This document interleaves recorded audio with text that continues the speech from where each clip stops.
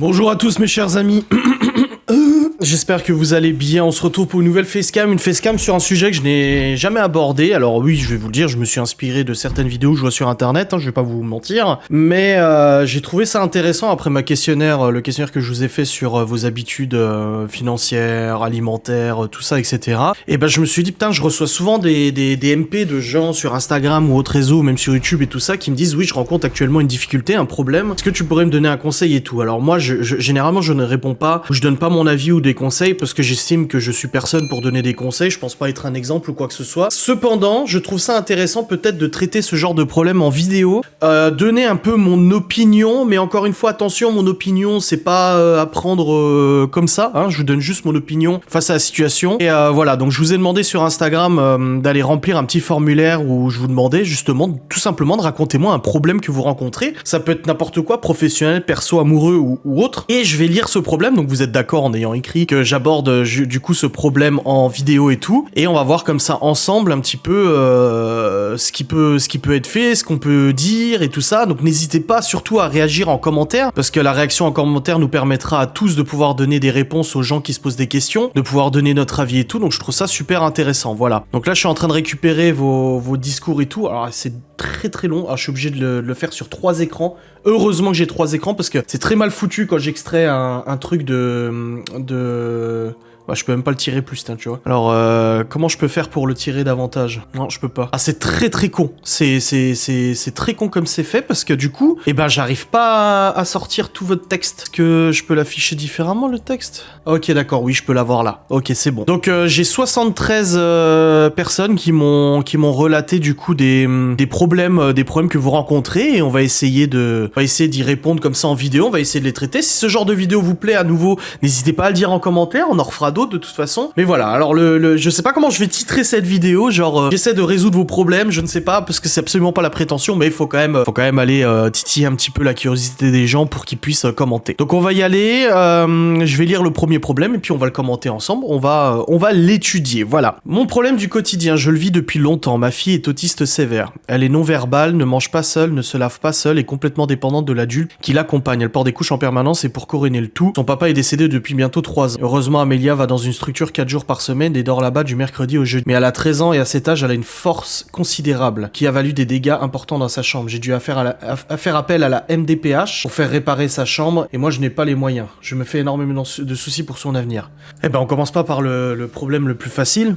Je pense que en tant que parent, bien évidemment que notre crainte souvent qu'on vient avoir des enfants, c'est que nos enfants ne soient pas normaux. Et quand je dis normaux, ça veut dire qu'ils ne sont pas comme la norme les considère, ça veut dire comme un peu tout le monde et tout ça. Et malheureusement, il arrive des fois que justement nous soyons confrontés à ce genre de situation. C'est très compliqué. Je vois pas vraiment ce que je peux te répondre à part t'apporter mon soutien et t'apporter ma compassion vis-à-vis de ta situation. Ça doit pas être facile, ça doit pas être simple du tout. Tu dois te faire beaucoup de soucis à mon avis pour l'avenir de ton enfant. Que là, elle est structure 4 jours par semaine. Elle dort là-bas du mercredi au jeudi. Je pense que c'est une bonne chose. Tu le dis pas dans ton commentaire, mais j'espère que tu le culpabilises pas, parce que parfois il faut reconnaître qu'en tant que parent, on est dépassé. Parfois, en tant que parent, on n'arrive pas à gérer. Être parent ne veut pas dire savoir gérer toutes les situations parfaitement, ne veut pas dire être parfait, ne veut pas dire bien faire les choses. Et je pense qu'au bout d'un moment, il est bien de demander conseil. Il est bien aussi de se faire aider par des gens professionnels, des gens qui ont de l'expérience ou des gens qui ont étudié justement pour ce genre de situation. Voilà. Après, je suis assez perturbé maintenant. Après, c'est vrai que ça me touche pas mal. Et sachant, comme tu dis, elle a une force considérable. Oui, j'ai souvent entendu ce genre de cas quand je côtoyais des gens qui avaient des enfants handicapés ou autres, c'est que ces gamins-là ont parfois des forces assez importantes. J'ai déjà parlé à quelqu'un qui avait un enfant trisomique et il me disait qu'il était très fort. C'était un enfant qui était très costaud et c'était compliqué parce qu'il se mettait en crise. La maman ne savait pas quoi faire parce qu'elle n'arrivait pas à contrôler tout ça et il fallait trouver des méthodes alternatives pour l'apaiser, pour le calmer et tout ça. Donc c'est vrai que c'est assez compliqué. Je comprends que tu te fais énormément de soucis pour son avenir. Voilà, c'est ce que je peux dire sur cette situation, c'est assez compliqué. On va passer au deuxième problème. Bonjour Adrien, voici mon problème. Je suis actuellement vacataire dans ma commune depuis 8 ans et souhaite titulariser. Il complique trop la situation et se renvoie la balle à chaque fois. Que ferais-tu à ma place pour changer de boulot, car j'adore le mien et je ne veux pas en changer. Merci beaucoup, bise. Alors oui, c'est compliqué d'être dans une situation où ton travail te plaît, mais le poste le type de contrat de travail qu'on te propose ne correspond pas. Ça fait 8 ans déjà que tu fais ce travail et il te plaît encore. Et ça, faut reconnaître, bon, il y a Gordon qui gueule, hein. Ça, faut faut reconnaître que c'est chaud parce qu'il y a énormément de gens qui font des travaux qui ne leur plaisent pas. Il y a beaucoup de gens qui exercent des métiers qui ne leur plaisent pas. Je crois que la quasi-majorité des travailleurs, de toute façon. Je vais te dire, essayer de discuter avec la commune, essayer de discuter avec tes employeurs. Je ne sais pas, c'est assez compliqué. Essayer peut-être de leur apporter des réponses. C'est-à-dire que au lieu d'y aller, je sais pas comment t'as approché cette démarche. Si tu vas vers eux et que tu leur dis, c'est quand vous me titularisez, donnez-moi un CDD, un CDI ou peu importe. Bon là, auprès du temps, ça sera un CDI. Essaie de leur apporter les arguments. Alors, encore une fois, je me sens, tu vois, finalement, je me sens mal à l'aise de donner des conseils parce que je vous donne juste mon opinion, d'accord? Ce que je vous dis, c'est mon opinion avec mon expérience personnelle et avec ma façon d'être et tout ça. Ça vaut ce que ça vaut. Hein. Je préfère leur dire encore à nouveau. Mais moi, à ta place, j'essaierai d'avoir un entretien avec eux et d'essayer de leur apporter, qu'ils s'apportent eux-mêmes les réponses. C'est-à-dire, tu poses énormément de questions. Quand tu discutes avec quelqu'un, quand tu as un conflit avec quelqu'un, l'important, pour moi en tout cas, de ce que j'ai appris, c'est d'écouter et de poser des questions. Parce que le fait de poser des questions, ça les poussera en fait à la réflexion eux-mêmes. C'est-à-dire qu'au lieu d'avoir un discours de contradiction où tu leur dis oui mais moi j'ai besoin de ce contrat, moi il me faut ça, vous me le promettez depuis tant d'années, etc. Pose-leur des questions. Est-ce que vous pensez pas que ça serait intéressant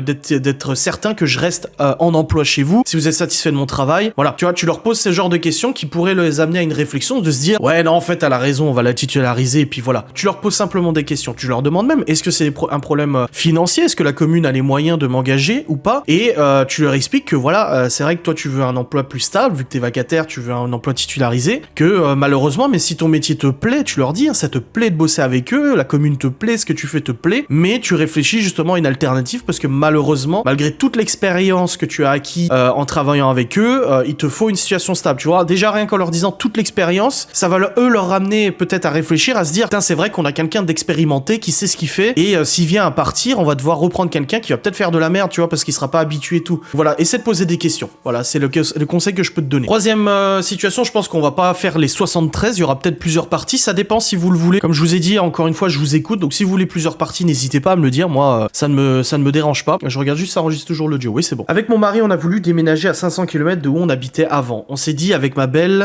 celui qui trouve un logement, il héberge l'autre le temps que l'autre le trouve. Ah, avec ma belle-mère, je pense. Et en fin de compte, c'est moi et mon mari qui trouvons pas de location, pourtant on travaille. Du coup,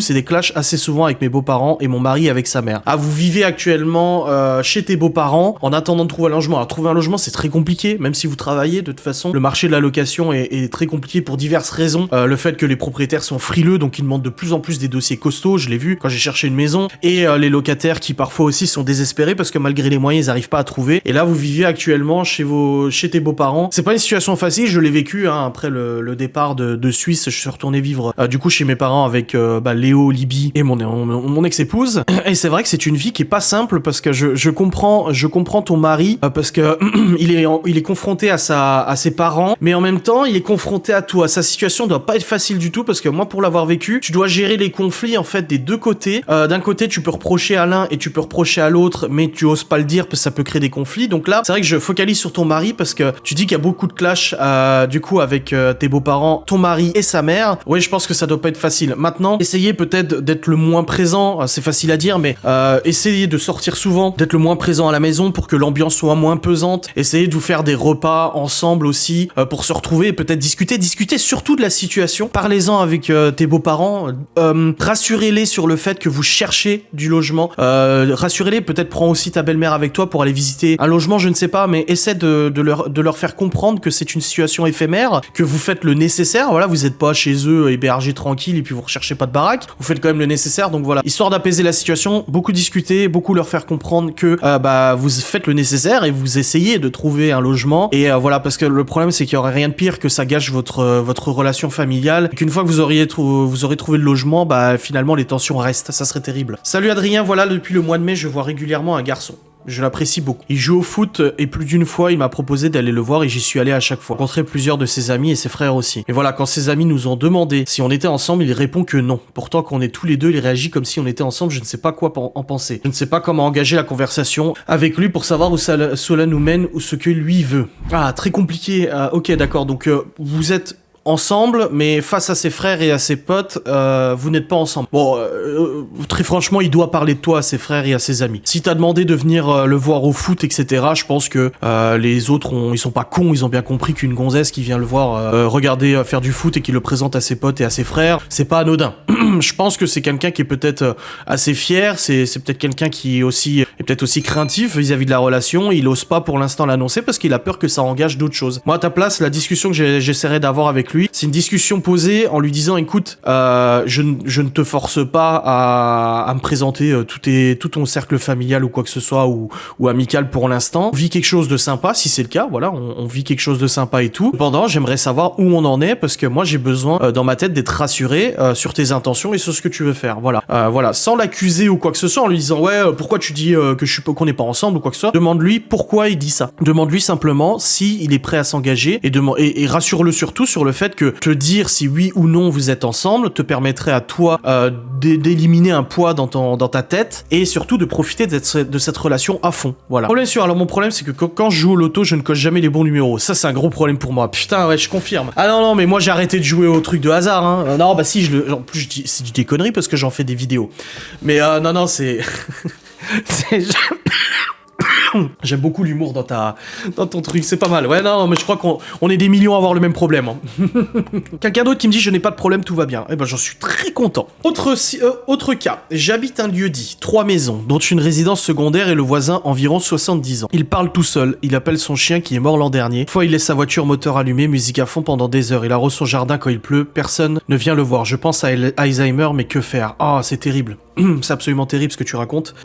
Écoute, est-ce que vous discutez avec lui? Est-ce que vous êtes déjà entretenu avec lui? Est-ce que vous êtes déjà venu le voir? Je pense qu'on a, nous, en tant que jeunes, 33 ans, je me considère encore un petit peu jeune, je pense qu'on a, en tant que jeunes, aussi une responsabilité vis-à-vis de nos aînés. Je penserais, moi, à ta place, j'irai le voir et j'irai discuter avec lui, essayer de comprendre un petit peu sa situation, savoir s'il est vraiment seul, s'il a de la famille, des amis ou quoi que ce soit. Et si tu estimes qu'il peut se mettre en danger, donc si t'arrives pas à rentrer en dialogue avec lui ou à trouver une solution, genre tu sais, même lui dire bonjour tous les jours. Je sais que il y en a qui vont te dire oui mais j'ai pas que ça à foutre. Oui mais pensez que vous pourrez être dans ces situations, tu vois. Peut-être tu lui proposes, tu lui dis est-ce qu'une fois de temps en temps vous voulez que je vous amène du pain, tu vois, des trucs comme ça, etc. Tu vas, moi je sais qu'il y a une supérette ici. Si je suis confronté à un voisin qui a des problèmes justement, qui est tout seul, isolé, etc. Moi je viendrai lui proposer s'il veut pas une baguette de pain une fois de temps en temps. Tu sais, ça met un contact social et pour des gens qui sont malades comme Alzheimer ou quoi que ce soit, c'est très important. Maintenant si tu penses qu'il se met en danger, moi à ta place je contacterai la mairie. Je contacterai la mairie parce qu'ils en savent peut-être plus que toi sur sa situation et je ferai le nécessaire de mon côté. Je pense qu'on a un devoir d'aider comme ça les gens et il faut pas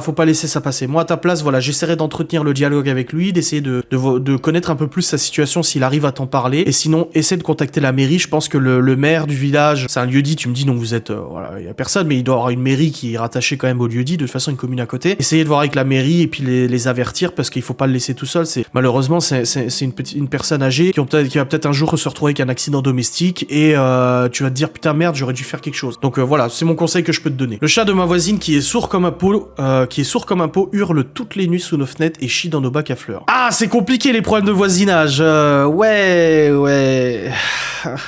C'est compliqué les problèmes de voisinage, je sais pas trop quoi te dire parce que nous aussi on est confrontés à quelques problèmes de voisinage et tout ça. C'est de la nuisance. Après le problème c'est que faire quoi? Encore une fois, porter plainte, déposer une main courante, avertir les voisins, se rentrer en confrontation, c'est pas facile mais en même temps tu peux pas laisser passer. Tu payes un loyer ou un crédit, tu payes une baraque ou même si t'as fini de payer tout ça, t'es propriétaire, tu n'as pas à subir les nuisances de tes voisins. Je veux dire, c'est comme des jeunes qui foutraient le bordel tous les week-ends. Au bout d'un moment, moi ça me gaverait, tu sais, j'irais les voir en disant, et moi ça m'est déjà arrivé d'ailleurs. J'ai déjà eu la situation de Libye, Léo et Théo qui dormaient et il y avait les voisins en face, on était dans une petite ruelle, qui foutaient le bordel, ça criait dans la rue et tout ça. J'ai appelé les flics sont venus, ils ont continué leur bordel et tout ça, et j'ai fini par gueuler à la fenêtre et après ils se sont calmés, tu vois. Donc c'est assez compliqué pour son chat, mais après pourquoi ah oui, il hurle parce qu'il est sourd sous vos fenêtres. Essaie d'en parler à ta voisine, je sais pas, c'est compliqué, très compliqué parce que c'est un animal et quelle solution tu vas avoir? C'est comme un chien qui aboie à longueur de journée, tu vas faire quoi? Tu vas lui foutre des torniers? Je sais pas, c'est une situation assez compliquée, je te souhaite bon courage en tout cas. Situation suivante, je voudrais retourner à la piscine mais je ne suis pas vacciné, je n'ai pas de passe donc pas de piscine. Bah écoute, comme moi, j'ai pas de passe, j'ai pas de vaccin, donc à part faire un test antigénique une fois de temps en temps quand il y a besoin, c'est une situation qui est actuellement compliquée. Mais après, voilà, on va pas parler dans le politique ou quoi que ce soit. Essaie de trouver essaie de trouver un sport alternatif. Je sais que là tu parles de la piscine. Essaie de faire de la marche, de la course à pied, de la marche, ça fait du bien, tu sais, de la marche en forêt si t'as l'occasion d'avoir un parc à côté de toi ou quelque chose. Essaie de remplacer cette activité piscine, pour l'instant que tu ne peux pas la faire, par une autre activité, je pense. Regarde le petit chien de ma sœur, un bichon de 3 ans, pendant 15 jours. Il me pisse sur tout ce qu'il peut, rideaux, meubles, murs, canapés, plantes, pourtant chez elle, il est propre. Alors les animaux, ils sont très perturbés par les changements de situation, ce qui peut expliquer que ce petit bichon chez toi est un calvaire, tout simplement. Ça doit pas être évident. En plus, tu veux rendre service, et en plus de ça, ça te pourrit clairement tes 15 jours. Après, moi, j'ai déjà fait confier, par exemple, Lou, cacahuète, y a pas de problème, mais j'ai déjà confié Lou à ma grand-mère quand elle était toute petite pour partir en vacances, et c'était le même problème, c'est-à-dire qu'elle pissait partout, elle arrachait les murs, elle a même bouffé la tapisserie et tout ça. Et à la place de ta sœur, moi je me sentirais pas bien. Perso, moi j'étais pas bien du tout. J'ai beaucoup culpabilisé de cette situation et tout ça. C'était pas facile d'avoir imposé ce genre de corvée. Moi je pense que alors sur la situation actuelle, c'est pas facile, mais je pense que tu devrais conseiller à ta sœur la prochaine fois de prendre une famille d'accueil. Il existe des familles d'accueil. Moi ça m'est déjà arrivé de confier ton animal pendant une semaine et après tu le récupères. Des dog sitters si tu veux, tu vois. C'est chez eux que ça se passe et ils ont l'habitude des animaux, ils ont l'habitude de tout ça, ils sont entourés d'animaux, donc voilà, c'est pas... Après, faut avoir confiance, faut aussi avoir confiance, donc faut prendre des dog-sitters, ou des gens qui ont déjà des avis sur internet, beaucoup d'avis, comme les pensions et tout ça, qui ont une réputation, parce qu'il y a des pensions qui sont un petit peu plus problématiques, mais moi j'expliquerai calmement à ta sœur, c'est que, à ta place, et moi comme je ferais, c'est que je prendrais mon mal en patience, et à la fin des 15 jours, quand tu lui rends son chien, tu lui expliques, tu dis, écoute, ça s'est pas bien passé du tout, pas besoin de l'attaquer ou quoi que ce soit, c'est pas sa faute, c'est son clébard, je veux dire, voilà, mais tu dis, écoute, ça s'est pas bien passé, ça a été un calvaire, malheureusement, voilà, pour l'avenir, je préfère que tu trouves une autre solution. Voilà, tu lui dis. Et après, si ta sœur s'énerve en disant ouais, tu veux pas t'occuper de mon chien ou quoi que ce soit, oui, bah là, tu l'envoies péter et puis c'est tout, quoi. Autre problème, il est 1h du mat, j'ai grave une envie de chocolat, mais j'ai pas de chocolat. La loose. Ok, ouais, non, c'est un problème très particulier, ouais.